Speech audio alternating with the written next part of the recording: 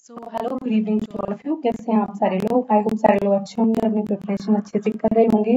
तो आज की इस वीडियो में हम डिस्कस करने वाले हैं UGC net paper 2 political science unit 1 हम कवर कर रहे हैं, जिसमें हमने सारी मेजर आइडियोलॉजीज को कवर किया है। उसमें जितने भी इंपॉर्टेंट चीज़ें मैंने सब आपको बताई हैं, 1 to 1 मैंने आपको एक अंडरस्टैंडिंग दी है सारी आइडियोलॉजीज की। तो उसी डायरेक्शन में आज हम इस वीडियो में कवर करने वाले हैं एक नई आइडियोलॉजी जिसका नाम है मल्टीकल्चरलिज्म।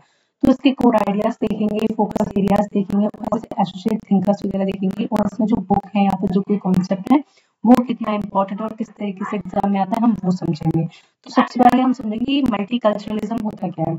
तो a political and social philosophy that recognise and respect cultural diversity within a society. तो देखो, एक पॉलिटिकल और सोशल फिलॉसफी की बात करता है जिसमें क्या होता है, एक ऐसी सोसाइटी की बात करते हैं जिसमें कल्चरल डाइवर्सिटी को एक्सेप्ट करते हैं। कैसे? एक सोसाइटी है, उसमें कई तरीके के लोग रहते हैं, बहुत अलग अलग तरीके की मान्यताएं के लोग रहते हैं, कई तरीके के जो डिफरेंट डिफरेंट कल्चर को फॉलो करते हैं, रिलीजन को फॉलो करते हैं, डिफरेंट काइंड ऑफ फूड खाते हैं। तो क्या है, एक सोसाइटी में रहते हैं, एज अ सिविल सोसाइटी के मेंबर है और सारे लोग अच्छे से वहां रहते हैं, ठीक है। और उनमें कोई डिवीजन नहीं है किसी भी चीज का। तो वही हम इसको समझाया गया है इस वीडियो में उसी के बारे में डिस्कस किया गया है, किस तरीके से हम बहुत ज्यादा मल्टीकल्चरल डाइवर्सिटी को एक्सेप्ट करते हैं with in a society. And it also emphasis on pluralism, equality and identity. तो आप अगर इंडिया के एग्जाम्पल लें तो इंडिया में आप देखोगे हर स्टेट में अलग लैंग्वेज है, मोस्टली अलग लैंग्वेज है, और उनका कल्चर अलग है, हमसे बहुत डिफरेंट फूड है, क्लोथिंग उनका स्टाइल बहुत अलग है। जो नॉर्थ इंडिया में लोग जो कपड़े पहनते हैं, साउथ इंडिया में वैसे नहीं पहनते हैं, और नॉर्थ ईस्ट का कल्चर तो बहुत ही ज्यादा डिफरेंट है, ठीक है। तो इस तरीके से क्या है, लोगों में कल्चरल आइडेंटिटी है, डाइवर्सिटी है अलग अलग, बट स्टिल क्या है, वो एक इंडिया का पार्ट है, एक टेरिटरी का पार्ट है और यूनियन से गवर्न हो रहे हैं। तो मल्टीकल्चरलिज्म का सिंपल सा ये मीनिंग है कि पॉलिटिकल और सोशल फिलोसफी जो क्या रिकॉग्नाइज करती है और रिस्पेक्ट भी करती है जो कल्चरल डाइवर्सिटी है within a society. And it also emphasise on pluralism. Pluralism का सिंपल से देखो मतलब क्या होता है, यही मतलब होता है जब हम कोई सिंगल आइडेंटिटी तो है नहीं इंडिया की। आप देखो, जैसे कि अभी डिमांड उठती है कि भारत को हिंदू राष्ट्र बना दो, तो ऐसा नहीं हो सकता। क्यों? क्योंकि यहाँ पे बहुत सारे धर्म के लोग रहते हैं। यहाँ हिंदू रहते हैं, मुस्लिम रहते हैं, क्रिश्चियन रहते हैं, पारसी रहते हैं, बौद्ध रहते हैं। तो ये it is the land of multi culture. Okay. And it also emphasise on equality. ये सब चीजों पे किस पे फोकस करते हैं? इक्वालिटी पे फोकस करते हैं कि जो सारे रिलीजन हो गए, सारे कल्चर हो गए, सारे जो ट्रेडिशन हो गए, वो क्या है, इक्वल है। और आपने देखा होगा इंडियन कॉन्स्टिट्यूशन में किसी को भी इस बेसिस पे बिल्कुल भी क्या किया है, अलग नहीं किया है। आर्टिकल आप 15 देख लीजिए, आर्टिकल 18, 17, 16, 14, ये सब किसकी बात करते हैं? इक्वालिटी की बात करते हैं, ठीक है। एंड आइडेंटिटी, सबकी आइडेंटिटी डिफरेंट है लेकिन सारे क्या है, मिलकर इंडिया में रहते हैं, तो उसी चीज के बारे में बात करता है। तो उसमें इसकी मल्टीकल्चरलिज्म में फीचर्स क्या क्या है उसके देखेंगे। इट रिकॉग्नाइज द माइनॉरिटी है, देखो ये रिकॉग्नाइज करता है इसको, माइनॉरिटी। देखो, ऐसा नहीं है कि इंडिया में जो मेजोरिटी में है उन्हीं की बात सुनी जाएगी और जो माइनॉरिटी है उनको कोई राइट्स नहीं है, या फिर उनको तो बस इस तरीके से रखा है, डिस्कार्ड किया जा रहा है सोसाइटी से।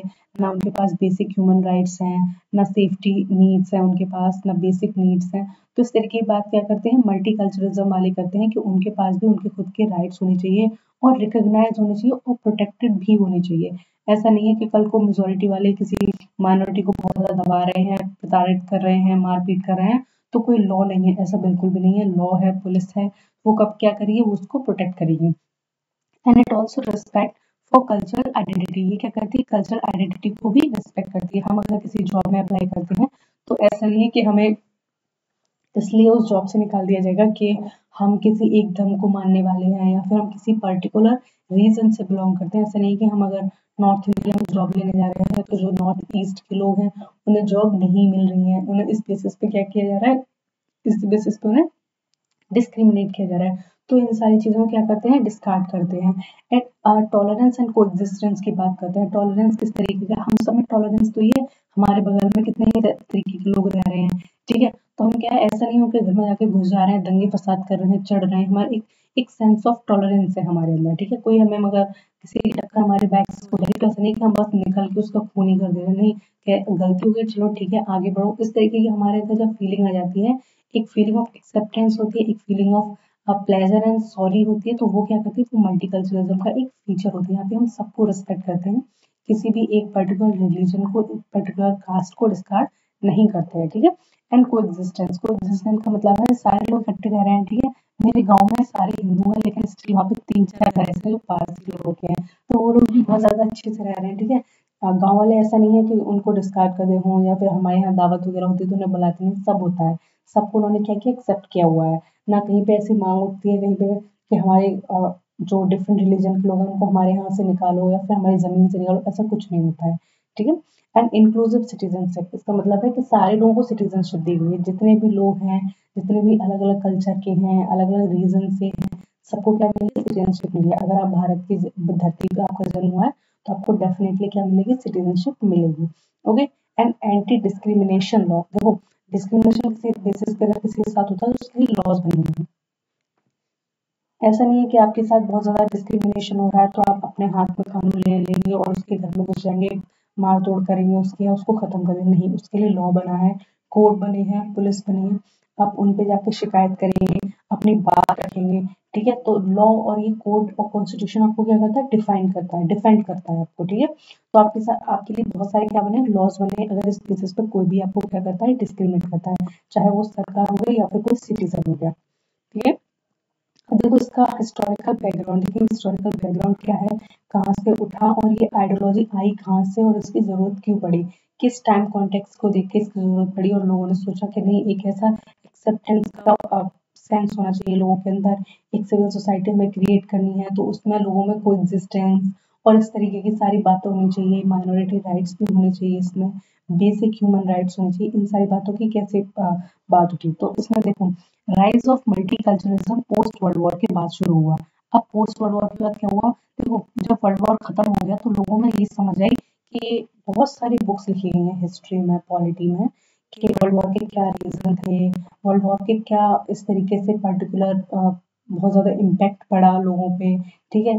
और वर्ल्ड वॉर से किसको फायदा हुआ, किसको नुकसान हुआ, जो नॉर्मल लोग थे उन्होंने कितना सफर किया, कितना डैमेज हुआ, ठीक है। बेसिक लिबर्टी क्या होती है, जब बहुत ज्यादा जब एक्सेस पावर थी और जो दूसरी साइड की पावर थी, जब एक दूसरे को लोगों को कैप्चर कर लिया तो जो प्रिजनर्स ऑफ वॉर होते थे उनको बहुत बुरी तरीके से मारा जाता था, उनको क्या किया जाता था, उनको बहुत ज्यादा ताड़ित किया जाता था, उनकी लाइफ तो वहीं खत्म हो जाती थी जिस दिन वो कैप्चर हो जाते थे किसी भी वॉर में या फिर वहाँ की कोई मिलिट्री उन्हें पकड़ के ले जाती थी।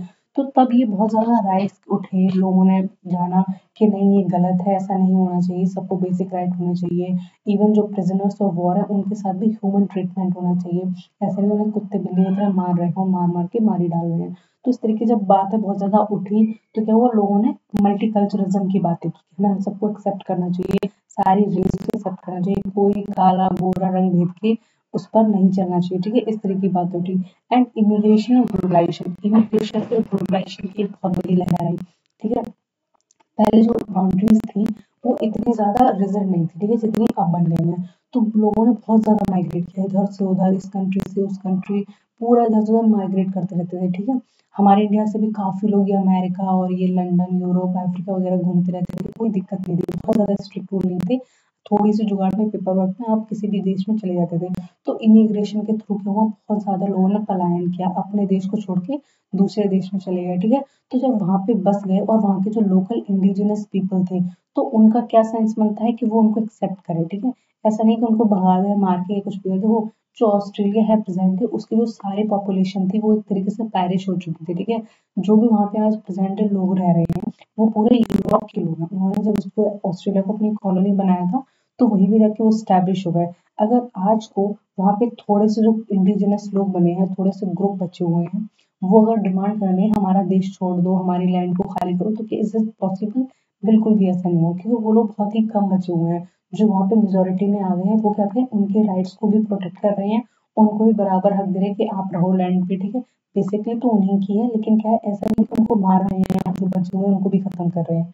तो वहाँ के जो लोकल्स हैं उनको भी प्रोटेक्ट कर रहे हैं, साथ में खुद भी रह रहे हैं। तो एक तो उन्होंने भी टाइम के साथ साथ उन्हें क्या कर लिया, एक्सेप्ट कर लिया है, उन्होंने मान लिया कि हाँ ये हमारे लोग हैं और हमें इनके साथ ही मिलके गुजारा करना है। तो इस तरीके से जब आपके अंदर भावना आ जाती है, जब लोगों को सहने की भावना आ जाती है, साथ रहने की भावना आ जाती है, तो उसको ही क्या कहते हैं, मल्टीकल्चरलिज्म का एक पार्ट मानते हैं, उसका एक की फीचर मानते हैं, ठीक है। और देखो ग्लोबलाइजेशन की वजह से बहुत हुआ। अब इंडिया से मुझे लगता है इंडिया एक ऐसी कंट्री जहाँ के लोग पूरे वर्ल्ड में है, भाई पूरे वर्ल्ड की बात कर रही हूँ मैं, ठीक है। ऐसी कोई कंट्री, ऐसा कोई गांव नहीं छोड़ा है जहाँ शायद इंडिया के ओरिजिन के लोग ना रहते हों। तो देखो हम इंडियंस क्या है, हम बहुत ज़्यादा डिफरेंट है। हम में से क्या है, बहुत ज़्यादातर जो होते हैं वो हिंदूज होते हैं, ठीक है, हम मेजोरिटी में हैं इस कंट्री में। और बुद्धिस्ट हैं हम, ठीक है, ये सारे जो रिलीजन के लोग हैं यही पूरी दुनिया में गए हैं। जबकि दुनिया में क्या है, हिंदू सिर्फ भारत में ही रहते थे, ठीक है, यहाँ से माइग्रेट करके दूसरे देशों में, आज रशिया में इतने हिंदू रहते हैं, आज लंदन में, फ्रांस में, हर जगह फैले हुए हैं। तो वहाँ के लोगों ने हमें एक्सेप्ट किया है ना, हमें वहाँ पे ज़मीन लेने दी है, हमें बाय लॉ प्रोटेक्टेड किया है, हमें हमें उनके जो कॉन्स्टिट्यूशन उसके लॉज मानने हैं, ठीक है, उनके अकॉर्डिंग चलना है। ऐसा नहीं है कि आप अपने यहाँ के लॉज नहीं मानते हो, चलो कोई बात नहीं, वहाँ के भी नहीं मानो, वहाँ पे ऐसे हो तुम पे डंडा बज जाएगा अच्छा खासा, ठीक है। तो ग्लोबलाइजेशन की वजह से लोगों ने एक्सेप्ट किया। आज अगर आपके पास पैसा है, वीज़ा है वहाँ का, तो आप आराम से जाके क्या कर सकते हो, वहाँ सेटल हो सकते हो, ठीक है, ऐसी कोई पाबंदी नहीं है। And civil right movements in US, Canada and Europe, देखो यूएसए में, कनाडा में और यूरोप में ना सिविल राइट्स के लिए मूवमेंट चले थे, बहुत बड़े बड़े मूवमेंट। जैसे कि मैंने आपको पिछले वीडियो में बताया था, जैसे नर्मदा बचाओ आंदोलन था, और ये दूसरा कौन सा आंदोलन था जो चिपको मूवमेंट था। इसमें क्या था, लोग बहुत ज़्यादा टुगेदर हो जाते हैं, देन वो सरकार से डिमांड करते हैं किसी चीज़ की। तो मूवमेंट वही होता है जब आप मिलके क्या करते हो, एक कॉमन इंटरेस्ट होता है बहुत सारे लोगों का, ठीक है। ऐसा नहीं है कि एक ग्रुप है वो अलग बात कर रहा है, ये अलग बात कर रहा है, बाकी सारे अलग बात कर रहे हैं, नहीं, सारे लोगों को मिलके क्या बात करनी होती है, एक ही बात करनी होती है, उनका एक ही मुद्दा होता है। तो सरकार के कानों तक जल्दी आवाज आती है और वो आपकी बात को मानती है। तो इसी तरीके से जो सिविल राइट्स मूवमेंट थे वो यूएस में बहुत ज़्यादा उठे थे, ठीक है, कनाडा में उठे थे और यूरोप में उठे थे। देखो कभी मन में डाउट आता है कि ये जो डेवलप्ड नेशन है, आज हम देखते हैं चाहे यूएस ले लो, कनाडा ले लो, यूरोप ले लो, यही सब कुछ क्यों हुआ था। तो इसका सिंपल सा मतलब ये है कि यहाँ के जो लोग थे ना, उन्होंने पूरे वर्ल्ड पे राज किया था, ठीक है, और यहाँ के जो लोग थे, लोकल लोग थे, वही तो फ्री थे, बाकी के पूरे वर्ल्ड के लोग क्या थे, कॉलोनीज थे, इनके बंधक थे, स्लेव्स थे। जब आप फ्री होगे किसी चीज़ से, तो आपका माइंड कैसा होगा, ओपन होगा, आप नए नए तरीके से सोच पाओगे, आपके तरीके से विचार आएंगे, नए नए नए डिस्कवरी कर पाओगे, हर चीज़ को जान पाओगे। तो सेम वहाँ के लोगों को भी क्या लगा, जब वहाँ के लोगों ने देखा कि बहुत सारे लोगों के साथ अन्याय हो रहा है, बहुत सारे जो प्रिजनर्स ऑफ वॉर उनको टॉर्चर किया जा रहा है, मारा जा रहा है, उनकी बात नहीं समझ रही, तो उनके बिहाफ पे भी कई सारे लोगों ने क्या किए थे, सिविल राइट मूवमेंट्स उठाए थे, और इनमें इन सारी चीज़ों की बात कही गई थी। आई होप सारे लोगों को यहाँ तक चीज़ें समझ में आ रही होंगी आराम से। अब देखो मल्टीकल्चरलिज्म के भी थोड़े टाइप होते हैं, किस तरीके से होते हैं। एक होता है लिबरल मल्टीकल्चरलिज्म, ये किसकी बात करता है, ये ह्यूमन राइट्स की बात करते हैं, ठीक है, ह्यूमन राइट्स की बात करते हैं, लाइफ की बात करते हैं, लिबर्टी, फ्रीडम, इस तरह की बात करते हैं कि सारे लोगों को लाइफ की फ्रीडम होनी चाहिए, ठीक है, लिबर्टी होनी चाहिए, सारे लोगों को हर जगह जा सकते हैं, ऐसा नहीं कि कहीं पर भी गए और किसी ने परेशान किया और उनका एग्जिस्टेंस खत्म कर दिया, ऐसा नहीं होना चाहिए। इनका मेजर जो फोकस रहता है वो इंडिविजुअल पे रहता है कि जो इंडिविजुअल है उसको फ्री रखो, आराम से उसे घूमने दो, मजे करने दो, उस पर किसी तरीके का दबाव नहीं होना चाहिए। ये जो कॉस्मोपॉलिटन होती है, ये थोड़ा एक स्टेप आगे होते हैं। कॉस्मोपॉलिटन का मतलब है पूरी दुनिया की बात करते हैं, पूरे यूनिवर्स को ले लेते हैं, ठीक है, इस धरती पे जहाँ जहाँ भी है सब जगह क्या होना चाहिए, एक तरीके से ह्यूमन ट्रीटमेंट होना चाहिए, ठीक है। अब कल को यहाँ से रॉकेट में बैठ के बहुत सारे लोग चले गए चांद पे, ठीक है, तो यहाँ पे मान लो 2 लेडीज हैं, ठीक है, और यहाँ पे 5 जेंट्स हैं, ठीक है, मैन की बात करिए। तो इनका मानना ये है कि जब आप मून पे जाओगे ना, तो वहां भी आपके साथ डिस्क्रिमिनेशन नहीं होना चाहिए। ये 2 लेडीज है और ये 5 जेंट्स है, पता नहीं इनका शोषण कर रहे हैं मून पे, ऐसा नहीं होता है एयर स्पेस में। तो वहां पे आके ऐसी दिक्कत नहीं होनी चाहिए। तो एक ऐसी लिबरल पर्सपेक्टिव से बात करते हैं, आप ये पूरी दुनिया को कवर करते हैं, पूरे ब्रह्मांड को कवर करते हैं, उस तरीके से बात करते हैं। एंड मल्टीकल्चरलिज्म, कॉस्मोपॉलिटन मल्टीकल्चरलिज्म समझ में आ गया होगा। Critical multiculturalism, interactive multiculturalism. मतलब इंटरैक्टिव कल्चरलिज्म क्या होता है, इसका मतलब है जो आप जो एक दूसरे से इंटरेक्ट करते हो, ठीक है, ऐसा तो नहीं है कि आप अपने ही घर पे खाना खाते हो या अपने ही जात वाले के यहाँ खाना खाते हो, ऐसा कुछ नहीं है। अब बहुत ज़्यादा लिबरल हो गए हैं, धीरे धीरे चीज़ें खुलने लगी हैं, लोगों के दिमाग खुलने लगे हैं। तो आप कहीं जैसे बाहर जाते हो, ठीक है, रेस्टोरेंट पे खाना खाते हो, किसी से पूछते हो तुम्हारी जात क्या है, तुम कहाँ से बिलोंग करते हो, नहीं पूछते हो। तो क्या ये एक इंटरेक्शन है, अलग अलग कम्युनिटी से हमारा इंटरेक्शन है, ठीक है, अलग अलग लोगों से हमारा इंटरेक्शन है। उनको हमने अपनाया है, उन्होंने हमें अपनाया है, वो अपना काम कर रहे हैं, हम अपना काम कर रहे हैं, किसी भी तरीके किसी भी कैसा भी भेदभाव नहीं है, ठीक है, ये इस चीज की बात करते हैं। और इसमें देखो इम्पोर्टेंट की थिंकर्स जो निकल कर आते हैं वो विल किम्बिका, इनका सबसे इम्पोर्टेंट रोल होता है। अगर आपको ये दिख जाए ये सारे नाम 1 2 3 4, तो आप समझ आना ये मल्टीकल्चरलिज्म से एसोसिएटेड है, तो इनका नाम आपको बहुत ज्यादा ही याद रखना है। तो जो विल्कम लिखा है वो लिबरल मल्टीकल्चरलिज्म की बात करते हैं, जो हमने अभी पीछे समझा कि लिबरल मल्टीकल्चरलिज्म होता क्या है, जिसमें क्या है ह्यूमन को सेंटर में रख के उनकी सारी राइट्स के बारे में बात किया जाता है, तो उसको मल्टीकल्चरलिज्म कहते हैं। इसी तरीके से जो भिक्खू पारेख है वो मल्टीकल्चरल थ्योरी ऑफ इंटीग्रेशन देते हैं। ठीक है, इनका मानना है कि जो सारे लोग हैं, जो डिफरेंट डिफरेंट तरीके के लोग हैं, जितने भी रेस के लोग हैं, जितने भी पीपल हैं डिफरेंट कल्चर से, डिफरेंट ट्रेडिशन से, उनमें क्या है, उनमें एक इंटरेक्शन है, इंटीग्रेशन है, वो सब क्या है, एक इंसान है। ठीक है, वो अपना डिफरेंट डिफरेंट क्या करते हैं, कल्चर क्या करते हैं, पोर करते हैं और एक सोसाइटी में सिविल सोसाइटी की तरह बिहेव करते हैं। तो इनकी ये थ्योरी है। पॉलिटिक्स ऑफ रिकॉग्निशन, ये चार्ल्स टेलर की ई बुक्स है और उनकी ये थ्योरी भी है। ठीक है, तो इनसे एसोसिएट आप याद रखना, पॉलिटिक्स ऑफ रिकॉग्निशन अगर आ गई तो चार्ल्स टेलर की है। तारिक मसूद की है मॉडरेट कल्चरलिज्म। ठीक है, इस तरीके की बात करते हैं ये सारे लोग। तो इन चीजों में ज्यादा याद करने की वो है नहीं जरूरत, बस आपके मेजर वर्क याद रखना जो इन्हीं से एसोसिएटेड है। ओके, अब देखो जो विल्कम लिखा है उनका व्यू क्या है कल्चरलिज्म को लेकर, ये थोड़ा समझेंगे। She advocate for the group differentiated right. अब देखो ये क्या करते हैं, इनका नाम ना माइनॉरिटी राइट्स से जोड़ा जाता है। ठीक है, ये माइनॉरिटी राइट्स की बात ज्यादा करती हैं। कैसे राइट बात करती हैं, देखो इनका मानना है कि जो सारी सोसाइटीज हैं वो ना डिफरेंट है एक दूसरे से काफी, मतलब जिस तरीके के हम लोग हैं उस तरीके से और लोग हैं। देखो हिंदू अलग है, ठीक है, बुद्धिस्ट अलग है। हिंदुओं में कुछ ज्यादा प्रिविलेज है क्योंकि वो ज्यादा कम्युनिटी में है और बहुत ज़्यादा लार्ज नंबर में है। ठीक है, हर जगह वो रह रहे हैं, ऑफिसेज में रह रहे हैं या फिर स्कीम फॉर्मुलेशन में रह रहे हैं, गवर्नमेंट में है। तो जो बुद्धिस्ट का रिप्रेजेंटेशन है वो क्या बहुत लो है, बहुत, मतलब हम अगर 50 है तो मान लो वो सिर्फ 5 है, तो क्या ये फेयर डिस्ट्रीब्यूशन नहीं है। तो इनका जो मानना है वो कहते हैं कि जो ग्रुप है वो डिफरेंट है एक दूसरे से, तो उनके सारे ग्रुप्स के राइट रखने चाहिए। ठीक है, अगर हमें 50 सीट दी जा रही है तो एट लीस्ट उनको 30 सीट्स दी जाए ताकि वो भी अपने आप को क्या कर सके, रिप्रेजेंट कर सके। ये बात कौन कह रहा है, विल्कम ने कहा, ठीक है। And cultural membership essential for individual autonomy. और जो क्या है, जो कल्चर है, कल्चरल मेंबरशिप है वो बहुत ज्यादा इंपॉर्टेंट है, किसके लिए, एक इंडिविजुअल के लिए। कैसे इंपॉर्टेंट है, मान लो कि एक एग्जाम्पल लेते हैं, पार्लियामेंट है, उसमें 50 हिंदू होने चाहिए। ठीक है, उसमें 40 मुस्लिम होने चाहिए, 30 बुद्धिस्ट होने चाहिए। जो राष्ट्रीय की पॉपुलेशन कम है लेकिन उसमें भी कम से कम 10 लोग होने चाहिए उनको रिप्रेजेंट करने वाले। तो इस तरीके की बात करती है। ठीक है, जो इंडिविजुअल की ऑटोनॉमी है उसको क्या है, कल्चरल मेंबरशिप का रूप देना चाहिए। ठीक है, इस तरीके से उनको, हम उन्हें रिप्रेजेंट, हम नहीं जानते उनका कल्चर कैसा है, उनकी समस्याएं कैसी है, उनकी बात कैसी है, तो उसको रिप्रेजेंट करने के लिए उसकी ही कम्युनिटी के क्या होने चाहिए, लोग होने चाहिए जो उनको क्या कर सके, कल्चर रिप्रेजेंट कर सके। ठीक है, multiculturalism with in the liberal framework, तो मैंने भी बताया था जो मल्टीकल्चरलिज्म की बात करती है वो किस फ्रेमवर्क में बात करती है, लिबरल फ्रेमवर्क में बात करती है। सारे लोगों को राइट्स हो, सारे लोग ह्यूमन की बेसिक राइट्स को क्या करें, अप्रूव करें, सारे लोग उन चीजों को एंजॉय करें, तो इस तरीके की बात ही करती है। ठीक है, अब इसमें बिको पारेख का हम व्यू देखेंगे। इसमें कहते हैं culture is a dynamic and interconnected. जो इनका मानना है कि कल्चर जो है डायनामिक है, ठीक है, और इंटरकनेक्टेड भी। कैसे, कि बहुत सारे जो लोग होते हैं उनकी कुछ कुछ फ्रेजाइल चीजें होती है ना, तो वो हमसे लिंक करके उनका क्या होता है, वो या तो मॉडरेट हो जाती है कम्प्लीटली या फिर अपना रियल एग्जिस्टेंस खो ही देती है। अब इसका बेस्ट एग्जाम्पल है आर्ट फॉर्म्स। देखो अगर हम आर्ट फॉर्म की बात करें तो मुगलों ने हम पे शासन किया था। ठीक है, तो आप अगर मुगलों का आर्किटेक्चर देखो तो कुछ कुछ सिमिलर है। कैसे, कि जो इंडियन आर्किटेक्चर था, जो इंडियन राजा ने बनाया था, तो मुगलों ने उसको और अपना आर्किटेक्चर जो अरेबिक से लेकर आए थे, अरेबिक आर्किटेक्चर कहते हैं उसको, ठीक है, मंगोलियन भी कहते हैं।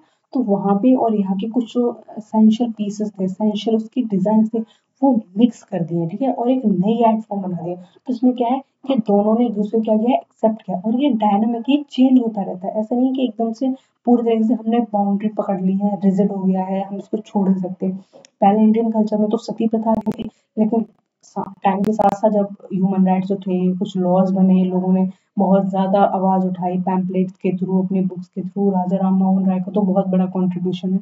तो लोगों ने ये छोड़ दिया क्योंकि लोगों को फिर समझ में आ लगी हाँ ये चीज गलत है। ठीक है, and he promotes mutual dialogue between culture. और ये क्या करते हैं, म्यूचुअल डायलॉग की बात करते हैं कल्चर में। तो भिक्खू पारेख का जो सिंपल सा व्यू है कल्चर को लेकर वो यही है कि जो कल्चर है वो डायनामिक चेंज होता रहता है और एक दूसरे से क्या है, बहुत ज्यादा कनेक्टेड है। ठीक है, हम ऐसा बहुत ज्यादा वैसा फील नहीं करेंगे हम किसी दूसरी कल्चर में चले कि हम एक तरीके से बहुत ज्यादा अजनबी हैं। ठीक है, ऐसा नहीं है। अगर कल को आप वेस्टर्न किसी उसमें चले जाते हैं, अमेरिकन में, अमेरिका में, वहाँ के लोगों के साथ आप एडजस्ट कर लोगे आराम से। मुझे नहीं लगता कि हम में से कोई भी ऐसा है जो वहाँ जाके वो हंगामा करेगा, एडजस्ट नहीं कर पाएगा, अरे हमसे नहीं हो रहा, हमसे नहीं हो रहा, कैसे लोग हैं। नहीं, हमारे अंदर इतना कॉमन सेंस है, बेसिक सेंस है कि हम वहाँ जाके ना इंटरकनेक्ट कर लेंगे आराम से। और कुछ टाइम आप अब वहाँ पे रहोगे तो आप अपने अंदर खुद भी चेंजेस होगा, आप कुछ कुछ उनकी जैसे ढल जाओगे, ठीक है। आप साड़ी पहन के जाओगे, वहाँ पे सूट पे आ जाओगे, ठीक है।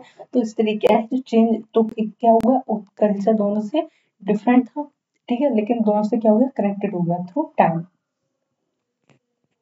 Multiculturalism should be on tolerance. तो इनका मानना है कि जो मल्टीकल्चरलिज्म है वो टॉलरेंस से भी ऊपर होना चाहिए, ठीक है।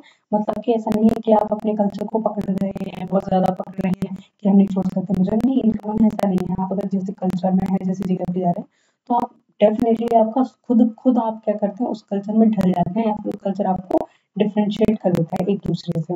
अब इसमें चार्ल्स टेलर का पॉलिटिक्स ऑफ रिकॉग्निशन क्या कहता है, ये समझेंगे। Importance of acknowledging cultural identity. इनका मानना है कि देखो इम्पोर्टेंस होनी चाहिए किसकी, कल्चरल आइडेंटिटी की।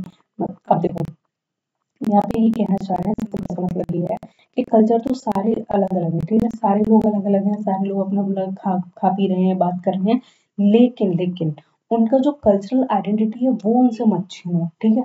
मतलब उन पे अगर टैग लगा हुआ है कि ठीक है तुम बुद्धिस्ट हो, ठीक है, तो तुम बुद्धिस्ट रहो, इस चीज को सरकार ये ना करे, या फिर कल को कोई यहाँ पे डोमिनेंट पोजीशन वाला या फिर डोमिनेंट कम्युनिटी यहाँ पे, नहीं तुम ये टैग ही छोड़ दो, हमें ये टैग नहीं चाहिए, तुम्हें भारत में रहना होगा तो समझ जाओ, मतलब कि ये चीजें ना हो, ठीक है। इन चीजों को ना करने के लिए क्या कहते हैं, चार्ल्स टेलर ने बोला है कि कल्चरल आइडेंटिटी को एक्नॉलेज करो, जानो, ठीक है, उनसे नफरत मत करो। अगर वो रह रहे हैं तो तुम्हारे दिमाग में ये होना चाहिए कि ये हमारे क्या है, साथ के हैं, भाई बंधु हैं, ये भी हमसे क्या कर रहे हैं, इस जमीन को शेयर कर रहे हैं, इस कंट्री को शेयर कर रहे हैं। They are also the part of our country and they are also citizen of India, ठीक है, इस तरह की बातें करते हैं। And this recognition can harm individual and community. इनका मानना है कि अगर हम ऐसा नहीं मानेंगे तो इससे क्या हुआ, इंडिविजुअल्स को और कम्युनिटी को बहुत ज्यादा हार्म पहुंचेगा, ये बात सच है। आप इंडिया में प्रेजेंटली कितने सारे केसेस देख रहे हो, कोई किसी मुसलमान को जबरदस्ती पकड़ लेता है, उसको जय श्री राम के नारे लगवाता है जबरदस्ती, कोई मुसलमान किसी हिंदू को पकड़ लेता है तो उसके पता नहीं क्या क्या करता है। तो इस तरीके की जो चीजें आजकल चल रही है, ये बहुत ज्यादा नेगेटिव है। अब इसमें हार्म किसको हो रहा है, दोनों कम्युनिटी को हो रहा है। जो हिंदू लोग हैं वो मुस्लिम से डर रहे हैं, और मुस्लिम हैं वो हिंदुओं से डर रहे हैं, उनके साथ रहने में, खाने में, ठीक है, क्योंकि एक दूसरे के ऊपर क्या नहीं रहा, भरोसा नहीं रहा। तो उनका यही कहना है कि जो मिक्स रिकग्निशन हो गया, एक दूसरे के बारे में जो गलत फहमी हो गई, अफवाहें हो गई, या जो नेगेटिव नैरेटिव सेट कर देते हैं ना लोग एजेंडा अपनी पॉलिटिक्स को चलाने के लिए, तो उससे क्या है, लोगों में बहुत ज्यादा डिफरेंसेस आ गए हैं, वो अपने आप को अलग समझने लगे हैं, हम अपने आप को बहुत ज्यादा अलग समझ रहे हैं, ठीक है। तो इसमें क्या है, हमें नफरत होने लगी एक दूसरे के कल्चर से, एक दूसरे के नाम से भी, और भाषा से, इन सारी चीजों पे। तो इनका मानना है वो सारी चीजें नहीं होनी चाहिए, ठीक है। हर चीज को क्या है, हर कल्चर को आपको एक्नॉलेज करना चाहिए, और मिस रिकॉग्निशन अगर होगा तो दोनों ही कम्युनिटी को हार्म होगा, और इसमें फायदा किसी का नहीं है। वैसे फायदा है, लेकिन जिसका है वो आप समझ ही रहे हो किसका फायदा है। Multiculturalism in India. अब इंडिया में देखिए मल्टीकल्चरलिज्म कैसे है। कॉन्स्टिट्यूशनल प्रोविजन 29 एंड 30, ये आपने देखे होंगे, ये माइनॉरिटी राइट्स की बात करते हैं, ठीक है। तो इसमें क्या है, मल्टीकल्चरलिज्म को सपोर्ट किया गया है। कैसे किया गया कि आप अपने जो जिसको भी मानते हैं उसको आप मान सकते हैं भारत में, ठीक है, चाहे कोई भी हो। आप अगर अपने पैसे से इंस्टीट्यूशन स्टैब्लिश करना चाह रहे हैं तो वो भी कर सकते हैं, ठीक है। एंड लिंग्विस्टिक, देखो लिंग्विस्टिक कौन से होते हैं, जो भाषाई लोग होते हैं, ठीक है, जो भाषा में बहुत ज्यादा कम होते हैं। नॉर्थ ईस्ट की भाषा तो हमें बिल्कुल समझ नहीं आई, ठीक है, ना हिंदी बोलते हैं, पता नहीं वो बोडो बोलते हैं, सामी बोलते हैं, और हम लोग तो नॉर्थ इंडिया के पीपल हैं तो हमें बहुत ही ज्यादा कम समझ में आएगी। लेकिन बात कर रही हूँ मैं, जो भाषाई लोग होते हैं जो बहुत ही ज्यादा कम है, उनको हम रिकॉग्नाइज करते हैं, ठीक है। हमारे जो कॉन्स्टिट्यूशन है उसमें 22 भाषाओं का जिक्र दिया गया है, ठीक है। रिलीजियस को हमने रिलीजन को क्या किया, हमने रिलीजन को रिकॉग्नाइज किया। हमें पता है भारत में कितने धर्मों के लोग रहते हैं, हिंदू, बौद्ध, सिख, ईसाई, और पारसी, पारसी जोरास्ट्रियन होते हैं शायद, और कौन रहते हैं, मॉन्क्स रहते हैं, पता नहीं कौन कौन रहते हैं, बहुत तरीके के लोग रहते हैं, ठीक है, इंडिया में। और जैन लोग रहते हैं, ठीक है। हम उनको करके रिकॉग्नाइज किया, वो भी हमारे पार्ट ऑफ कल्चर है, क्योंकि यही तो खूबसूरती है। हर तरफ मतलब अलग अलग कल्चर है, अलग अलग भाषा है, अलग अलग धर्म के लोग हैं, और सारे मिलजुल के रहते हैं, इतनी डाइवर्सिटी है, ठीक है। हम अलग खा रहे हैं, हम अलग पहन रहे हैं, वो अलग खा रहे हैं, वो अलग पहन रहे हैं, ठीक है, लेकिन एक ही लैंड शेयर कर रहे हैं। चैलेंजेस इसमें क्या किया जाते हैं, मतलब इन सब चीजों को चैलेंज किया जा सकता है, एक कम्युनलिज्म कर सकता है, वही जो आजकल हो रहा है, धर्म के नाम पे एक दूसरे को क्या कर रहे हैं, लड़वा रहे हैं। तो ये बहुत बड़ा मुद्दा है, ठीक है। आई थिंक इंडिया को अपने आने वाले 5-10 साल में इससे निपट जाना चाहिए, वरना बहुत बुरा हाल हो जाएगा। कोई किसी पे भरोसे लायक नहीं रहेगा, और ह्यूमन एक रेस ऐसी है जो एक दूसरे के भरोसे पर ही टिकी है, सर्वाइव कर रही है, वरना खुला छोड़ दो, वो उसको खा जाएगा, वो उसको खा जाएगा। एंड कास्टिज्म, अब देखो जो कास्टवाद होता है, जातिवाद इंडिया में इतना पसरा हुआ है कि इसको पता नहीं हम कैसे दूर कर पाएंगे, ठीक है। और हमने तो प्रेजेंट देखा ही, इसकी जड़ें मजबूत होती जा रही हैं। तो देखो, एक तो ये जातिवाद है, इसको हटाओ, और दूसरी रीजनलिज्म है। रीजनलिज्म का बेस्ट एग्जांपल आपको महाराष्ट्र में देखने को मिल गया होगा।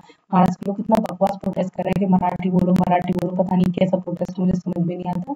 तो इस तरीके की बातें करते हैं। अगर ये हमारे साथ रहे, ये सारी चीजें होती रही, तो देश में क्या है, बहुत तरीके के लोग अलग हो जाएंगे, ठीक है। लोग एक दूसरे की बात नहीं समझेंगे, और लोग क्या करेंगे, अपने अपने तरीके से चीजों को चलाने की कोशिश करेंगे। अब इसमें वो कल को मान लो कहने लगे, नॉर्थ ईस्ट वाले कहने लगे हमें अलग कंट्री बना दो, महाराष्ट्रियन कहने लगे हमारा अलग देश बना दो। तो इसका एक खतरा रहता है इस तरीके की, वो डिमांड करने लगे हमारा कल्चर अलग है, हमारी भाषा अलग है, तो हमें अलग बना दो, ठीक है। ऊपर से फिर हिंदू मुसलमान भी हो जाता है बहुत ज्यादा। वो कहते हैं हमारे लिए अलग देश बना दो, उसके लिए अलग देश बना, फिर जातिवाद होता है, ये हमारे बड़े लोगों की जातियों का गाँव है, ये छोटे लोगों की जातियों का गाँव। इस तरीके की जो बातें होती है वो क्या है, एक खतरा है, ठीक है।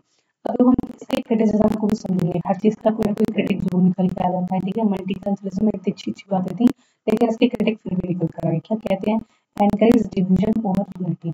इनका मानना है कि जो मल्टीकल्चरलिज्म है वो डिवीजन को एनकरेज करता है यूनिटी के ऊपर। उनका मानना है कि अगर यूनिटी रहेगी, हम सब ये कहें अरे हम सब एक हैं, हम सब एक हैं, तो बेटर रहेगा। ये क्या कर रहा है मल्टीकल्चरलिज्म, ये डिवाइड कर रहा है लोगों को कि तुम अलग हो, तुम्हारा कल्चर अलग है, तुम्हारी आइडेंटिटी अलग है, तुम्हारी भाषा अलग है, तुम्हारे बैठने खाने का पहनने का तरीका अलग है। तो ये इस पे एक धब्बा लग जाता है, ठीक है। And threat to national identity, ये कहते हैं कि नेशन की आइडेंटिटी पे ये क्या है, थ्रेट है। इंडिया को हम किस नाम से जाना है, ठीक है।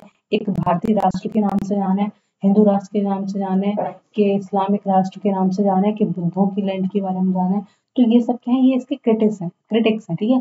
कल को मान लो हम अगर मल्टीकल्चरिज्म को बहुत ज्यादा, बहुत पीक पे, या फिर बहुत ज्यादा डिग्रेड होके उसको देने लगे, मान्यता देने लगे, तो भाई एक ग्रुप इतना ज्यादा है इंडिया में, वो आके खड़ा हो जाएगा कि नहीं इसको ये बना दो, वो बना दो। तो इससे क्या है, नेशनल आइडेंटिटी खराब होगी, यूनिटी नहीं रहेगी, डिवीजन हो जाएगा। क्योंकि अगर ऐसा हुआ तो सब लोग अपने मन में, उनके क्या भावना आ जाएगी कि हमारे देश को लेकर कोई अकाउंटेबिलिटी नहीं है, हमारी अकाउंटेबिलिटी सिर्फ और सिर्फ हमारे रिलीजन को लेकर है, हमारे कास्ट को लेकर है। तो इस तरीके का एक कांस्टेंट थ्रेट बना रहता है। And difficulties in integration assimilation, इससे क्या होता है, डिफिकल्टी बहुत ज्यादा डिफिकल्ट होगी इसमें इंटीग्रेशन, लोग एक दूसरे को अपना नहीं पाते हैं, ठीक है। एसिमिलेशन में जो आज पास पास रह रहे हैं, बात कर रहे हैं एक दूसरे से, हंसते खेलते, अलग अलग जाति धर्मों के एक दूसरे में दोस्त बने, अगर हम इसको बहुत ज्यादा बढ़ा देंगे तो ये चीजें बहुत ज्यादा खत्म हो जाएंगी, ठीक है। तो ये एक बात कहते हैं। And communitarian versus individual right conflict, अब इसमें ये भी कॉन्फ्लिक्ट हो जाएगा, जो इंडिविजुअल के राइट्स को हम आगे रखें कि कम्युनिटी के राइट्स को आगे रखें, पूरे एक कम्युनिटी को राइट्स दें कि एक इंडिविजुअल फोकस में, ठीक है। इस तरीके की क्रिटिक की बात करते हैं। आई होप सारे लोगों को ये चीज समझ में आई होगी। और इसका कंक्लूजन देख लेते हैं। Multiculturalism promote inclusivity and justice, ये क्या करता है, इंक्लूसिविटी लाता है और जस्टिस स्टैब्लिश करता है। आज अगर कॉन्स्टिट्यूशन में आप देखोगे तो कुछ ना कुछ सीट्स रिजर्व है किसी न किसी के लिए, ठीक है।